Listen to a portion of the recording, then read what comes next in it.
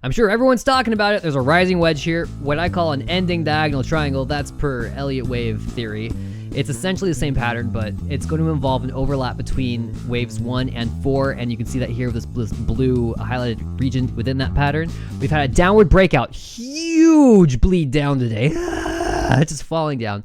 This is a very clean signal to me that, yeah, we're going to see some bearish moves into the future, and we're probably going in for a test of the low. Now, at this point, could we see a push higher? I think the answer is always going to be the price can do whatever it wants to do, but the likelihood of it occurring now is much smaller.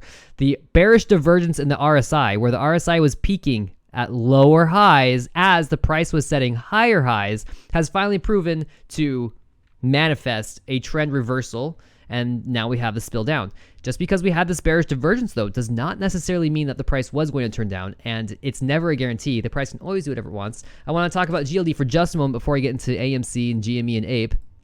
We had a bearish divergence form between January 4th, kind of all the way through the 11th, and you're going to see that same falling peaks in the RSI while the price is setting higher highs.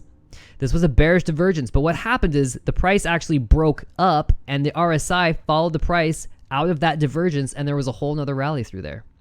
So this is very technically important. To me, this is a kickoff signal. This is telling me, hey, we've probably seen the top of wave 1. We're going to go in for a wave 2 retracement down, and we're probably going to see a correlation between SPY and GLD at that time. And I don't expect this downtrend to end until we come to the peak of this rising wedge, actually, which is around January 23rd. Why do trend reversals occur or happen to occur near the apex of triangles? I don't know.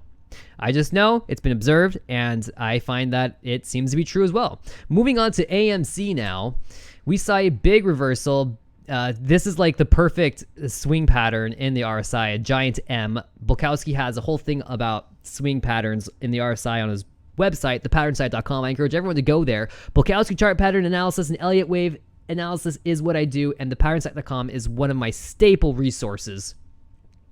You're just going to see the big M. It's like a big double top, right? And it's almost like it confirmed, and now we're seeing the price drop. And the RSI here is expressing a truth that this was probably a corrective rally. An ABC move. I've been talking about that, and now we've had a big push down. However, the value in this analysis is really understanding that until the price can fall below that prior peak, whatever that was, it looks like it was 535, this really could be in a bullish motive wave, where we're going to have waves 1, 2, and 3.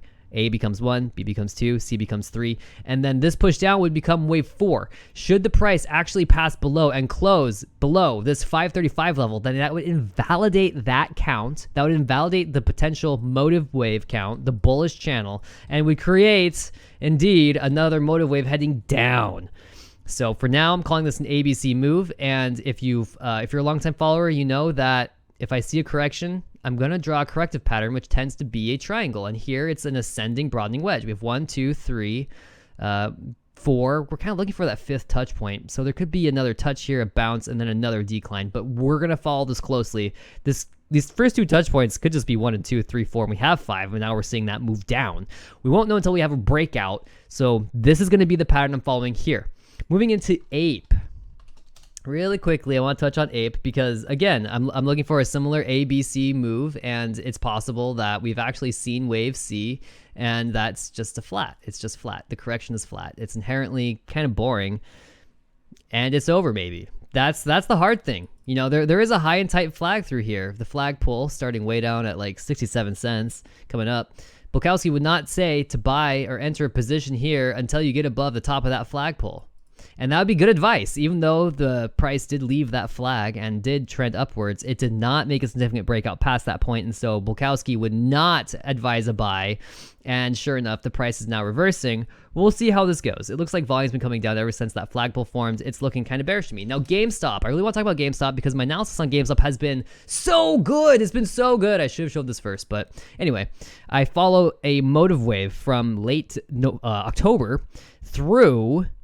Well, I guess it kind of ends here, late October, early November, and then we entered into a consolidation pattern for a wave 2 at the minute degree. Since then, we had a decline, a downward channel, motive wave heading lower, and this corrective rally, this bounce, I did call it. We were down here at $15, and I said the price could rebound. They were from $19.50 to $21.50, and well, we certainly reached that $21.89 level, which marks the maximum retracement for wave 4, and this is the value of the Elliott wave analysis. This is the important valley to watch. There are many valleys to watch, a lot of levels of support and resistance, but the one I've been watching is this one in particular, and that's because of the waveform that this trend followed, and which the price continues to follow. And so bisecting these smaller degrees, the sub-minuet and the minuet levels, I've been able to project what's happening at a larger degree, which is at the minute degree shown in white. And what that would suggest at this point is that the price will actually come down for a fifth wave. And characteristically, we could see a truncated fifth where the price does not set new low. We could see a full fifth wave where a new sets low, and we could see a fifth wave extension in which the price goes for a sweet, long, and prolonged dive into the abyss.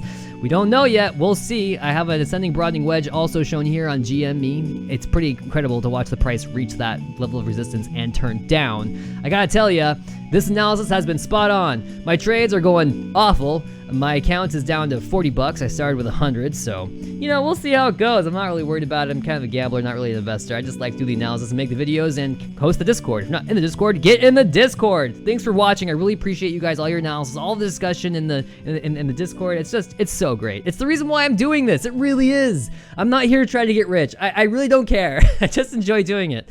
Thanks for watching.